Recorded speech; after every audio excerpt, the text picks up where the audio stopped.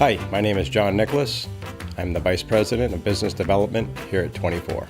When I was a kid, my favorite baseball player growing up was Fred Lynn, lefty, center fielder for the Red Sox, just an all-around excellent baseball player. So my favorite vacation destination. So it's probably between two. I guess for overall relaxation, it would be Aruba.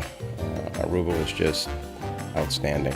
Would I rather read the book or see the movie? I guess I'd probably rather see the movie. Most people say, hey, reading the book is awesome because it has way more detail. The movie just has usually more action and kind of brings the story to life. My favorite thing about working at 24 is it's a we, not me attitude here. A lot of companies, it's all about themselves, where I think our focus here is to really come together as a team.